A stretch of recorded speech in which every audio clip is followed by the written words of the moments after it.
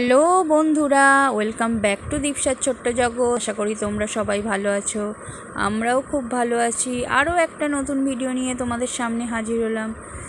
তো দেখো, এটা একটা হচ্ছে কি রান্না করেছিলাম তার ভিডিও আর কি। তো বাবা একটা ভেটকি মাছ এনেছিল। সত্যি কথা বলতে কি, পার্সোনালি আমার ভেটকি মাছ আর কি ভালো লাগে না। শুনলে হাসবে হয়তো, লোকে ভেটকি মাছ পায় না, আর আমার ভেটকি মাছ হলে মানে ওই ভেটকি মাছের ঝোল এই সব জিনিসটা আমার ভালো লাগে না। ফিশ ফ্রাই বলো, পাতুরি বলো, এগুলো তাও ভালো লাগে, এগুলো ভালো লাগে, কিন্তু ওই ভেটকি মাছের ঝোল এই জিনিসটা আমার একদম ভালো লাগে না। তো ভেটকি মাছ কিনেছে, কে খাবে? আমাদের বাড়িতে তো লোকজন বেশি নেই, বিশেষ করে বাপের বাড়িতে বাবা মা। তা প্রায় 2 কেজির মতো ভেটকি মাছ একটা হচ্ছে, মানে আমাদের যে মাছ দেয় সেই আর কি ফোন করে বলেছিল যে এরকম একটা 2 কেজি ভেটকি মাছ আছে, তো মানে নেওয়ার জন্য আর কি বলেছিল। তা কি করবে ভেটকি মাছটা?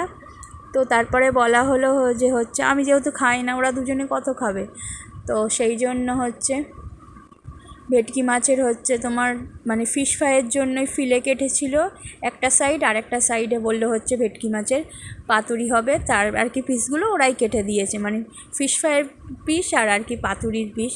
এই ফিশ ফ্রাই আর পাতুরির আজকের দুটোই তোমাদের সাথে শেয়ার করব, কিভাবে বানিয়েছি, কি করেছি। ফিশ ফ্রাই আর পাতুরির ভিডিও আমি তোমাদের সাথে আগে শেয়ার করেছিলাম, মানে আলাদা আলাদাভাবে, একদম পাই টু পাই। এখানে আলাদা আলাদাভাবে না, মানে জাস্ট কিভাবে করেছি সেটাই তোমাদের সাথে আর কি শেয়ার করে দেব।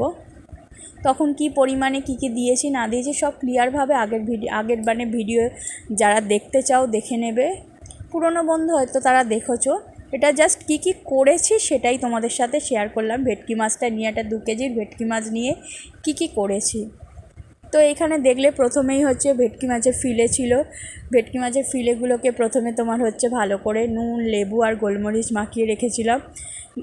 ওইগুলো মাখিয়ে রাখার পর তোমার আর কি তারপরে একটা পেঁয়াজ, কয়েকটা টুকরো হচ্ছে রসুন, ধনেপাতা, পুদিনা পাতা যদি থাকে তোমরা দেবে, না হলে কোনো প্রয়োজন নেই, দিয়ে সামান্য লঙ্কা আর নুন দিয়ে হচ্ছে পেস্ট করে নিয়েছিলাম। পেস্টটা দেখলে ফিলের সাথে মাখিয়ে রেখেছিলাম।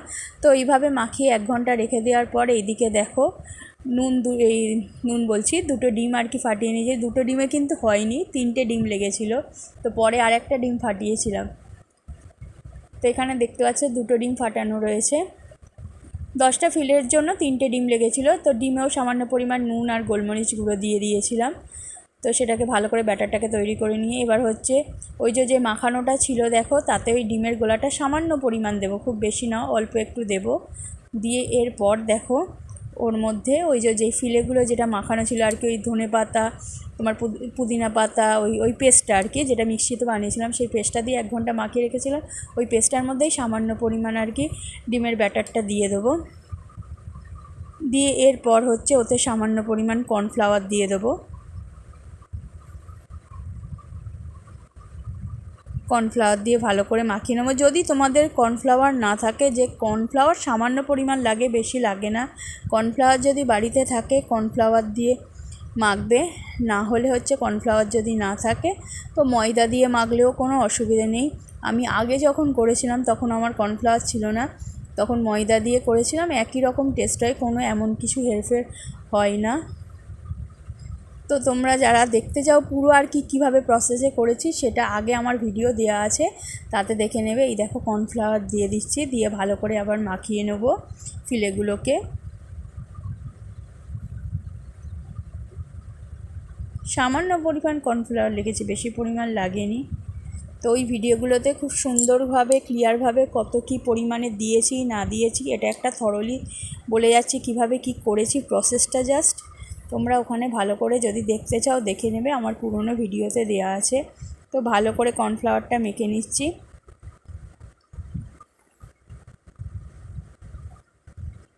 প্রতিটা ফিলের গায়ে যাতে হচ্ছে ভেটকি মাছের ফিলের গায়ে যাতে এই মশলাটা লাগে, না হলে টেস্টটা ভালো হবে না। সেই জন্যই 1 ঘন্টা আরও ফ্রিজে রেখে দিতে হয়, যাতে মশলাটা আর কি ফিলেগুলোর সাথে আর কি ভালোভাবে তার ফ্লেভারটা আসে, যে পুদিনা পাতা ধনে পাতা দেওয়া রয়েছে সেই ফ্লেভারটা যাতে ফিলের মধ্যে আসে, সেই জন্যই মানে ম্যারিনেট করে রেখে দেওয়া।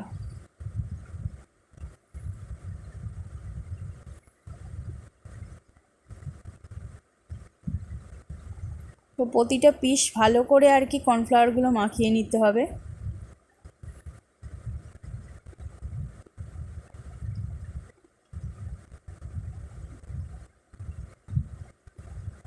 দেখো ভালো করে মাখিয়ে নেওয়া হচ্ছে। এরপর একটা কন্টেনারে তোমার বিস্কুটের গুঁড়ো নিতে হবে। এবারে বিস্কুটের গুঁড়োর প্যাকেট কিনে এনেছিলাম। আগের বারে মানে কোনো প্রস্তুতি ছিল না, তো বিস্কুটের গুঁড়োর প্যাকেট কিনে আনতে পারিনি, আর আমাদের এখানে পাওয়া যায়নি বলে টোস্ট বিস্কুট কিনে এনে গুঁড়ো করে নিয়েছিলাম। তো এবারে বিস্কুটের গুঁড়োর প্যাকেট, নেরো বিস্কুটের গুঁড়োর প্যাকেট কিনতে পাওয়া যায়, সেই প্যাকেট কিনে এনেছিলাম। এনে দেখো এই এক একটা ফিলে এই বিস্কুটের গুঁড়োর মধ্যে প্রথমে দিচ্ছি। দেখো দিয়ে দিলাম। এরপর বিস্কুটের গুঁড়োটাকে ভালো করে দুপিঠে মাখিয়ে নিতে হবে। তো এটা তোমরা সবাই জানো, এ বলার কিছু নেই, খুবই সোজা প্রসেস। আমি প্রথমে ভাবলাম ফিশ ফ্রাই করা কি শক্ত রে বাবা, কিন্তু যখন করতে শুরু করলাম তো দেখলাম কোনো ব্যাপারই না, মানে ইজি ব্যাপারের থেকে ইজি আর কিছু হয় না। তো ফিলের হচ্ছে দুপিঠে ভালো করে বিস্কুটের গুঁড়ো মাখিয়ে এরপর ডিমের ব্যাটারটার মধ্যে একবার ভালো করে চুবিয়ে নেব, নিয়ে আবার হচ্ছে বিস্কুটের গুঁড়োর মধ্যে দিয়ে ভালো করে একটু কোটিং করে নেব। কোটিং করে নিলে, কোটিংটা যত মোটা হবে আর কি খেতে তোমার সুস্বাদু হবে।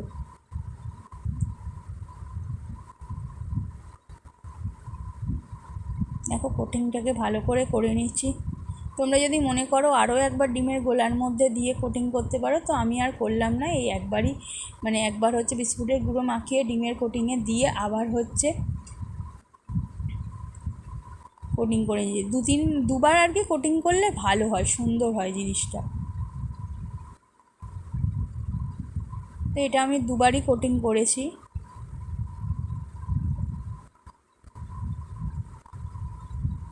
দেখো বিস্কুটের গুঁড়োটা কি সুন্দর গায়ে লেগে যাচ্ছে।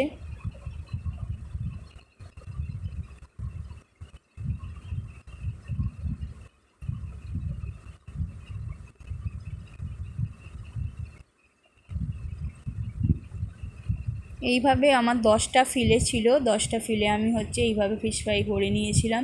তো প্রথমে 5টা করেছিলাম, গড়ে ভেজে নিয়েছি, তারপরে আবার 5টা করেছিলাম। প্রথম যে 5টা করেছিলাম সেটাই তোমাদের সাথে দেখাচ্ছি, শেয়ার করছি। এরপর এক এক করে আর কি ভাজতে শুরু করব। দেখো কড়াইতে তেল গরম করতে দিয়ে দিয়েছি। এরপর তো আর কিছুই নেই, একটু মানে ফ্লেমটা, ওভেনের ফ্লেমটা আস্তে দিয়ে হচ্ছে ভাজতে হবে, খুব জোরে দিলে পুড়ে যাবে তাড়াতাড়ি। তো মিডিয়াম ফ্লেমে রেখে ভেজে নিতে হবে।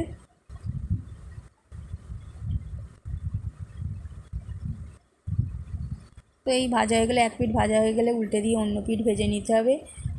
তো দেখো আমার ফিশ ফ্রাই রেডি। সন্ধেবেলা এরম মুচমুচে ফিশ ফ্রাই কার কার ভালো লাগে অবশ্যই আমাকে কমেন্টে জানিও।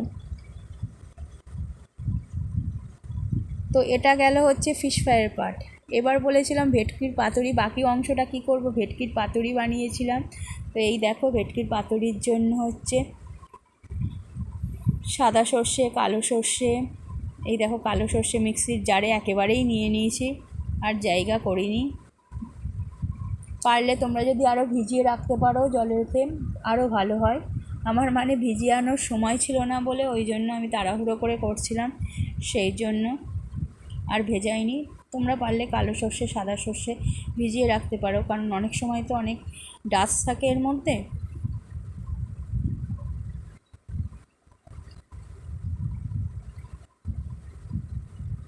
সাদা সর্ষে, কালো সর্ষে দেওয়ার পর দেখো পোস্ত দিচ্ছি। বেশি কিছু লাগে না, কম উপকরণ দিয়েই সব ভালো ভালো রান্না হয়ে যায়।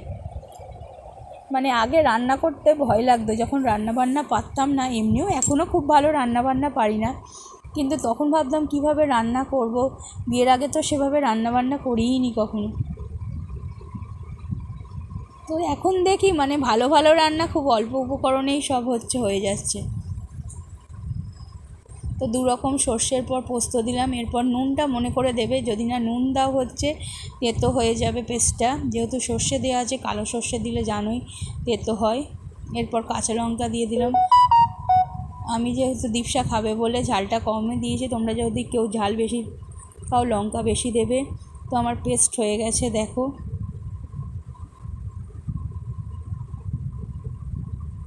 আরও যদি যাদের অম্বলের ধাত আছে পেস্টটাকে ছেঁকে নিতে পারো, আরও ভালো হয়। আমি আর পেস্টটাকে ছাঁকিনি, পেস্টটাকে ছেঁকে নিলেই মানে এই সর্ষের পেস্টটাকে ছেঁকে নিলে খুব ভালো হয়। এরপরে দেখো টক দই দিয়ে দিলাম পরিমাণ মতো, আর হলুদ দিলাম, হলুদ দিলে কালারটা সুন্দর আসে। সর্ষে পোস্ত বাটাটার সাথে টক দই, হলুদ দিয়ে এরপর সর্ষের তেল দেব। সর্ষের তেল দিয়ে ভালো করে আর কি ব্যাটারটাকে তৈরি করে নেব। সর্ষের তেলে ঝাঁচেই মেন হবে আর কি মানে এটা ভেটকি মাছের পাতুরিটা, তার একটা আলাদাই ঝাঁঝ থাকবে।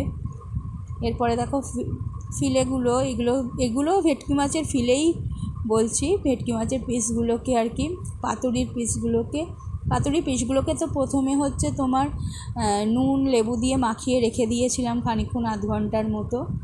তো তারপরে এই মাখানো পিসগুলোকেই আর কি এই ব্যাটারটার মধ্যে দিয়ে দিচ্ছি, গ্রেভিটার মধ্যে আর কি দিয়ে এরপরে হচ্ছে পিসগুলোকে ভালো করে মাখিয়ে নেব।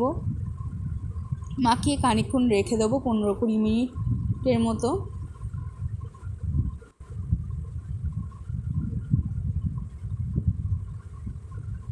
দেখো ভালো করে মাখিয়ে নিচ্ছি, আমি হাত দিয়েই মাখাচ্ছি কারণ আমার হাত ভালোভাবেই ধোয়া ছিল। তো মানে হাত দিয়ে রান্না না করলে ঠিকঠাক মতো আর কি, মানে এইসব মাখানো জিনিস আর কি হাত দিয়ে না মাখালে ঠিক কী বলবো পোষায় না, চামচ দিয়ে মাখানো ঠিক মতো হয় না বলে আমার মনে হয়। এরপর আমি হচ্ছে এই কলা পাতাগুলোকে না আগেই, অনেকে হচ্ছে কলা পাতাগুলো সেঁকে নিতে পারো, আমি কলা পাতাগুলোকে সেদ্ধ করে নিয়েছি জলে নুন দিয়ে, সেটাকে সেদ্ধ করে নিয়েছিলাম। তো কলা পাতাগুলো সেদ্ধ করে তোমার হচ্ছে পুরো প্রসেসটা আমার ভিডিওতে আগে ভিডিও দেওয়া আছে, সেখানে দেওয়া আছে, দেখে নিতে পারো তোমরা যদি কেউ মনে করো। তো কলা পাতায় আমার মোড়া কমপ্লিট হয়ে গেছে, দেখো পাতুরির স্টেপে হচ্ছে মোড়া হয়ে গেছে। এরপর হচ্ছে কড়াইতে সামান্য তেল ব্রাশ করে পাতুরিগুলো দিচ্ছি। 5-10 মিনিট হওয়ার পর ঢাকনা চাপা দিয়ে দেবো, 5-10 মিনিট পর উল্টে দেব। উল্টে দিলেই মোটামুটি আমার পাতুরি রেডি। ভাপে 15-20 মিনিট হয়ে যাওয়ার পরই রেডি হয়ে যাবে। দেখো আমার পাতুরি রেডি হয়ে গেছে।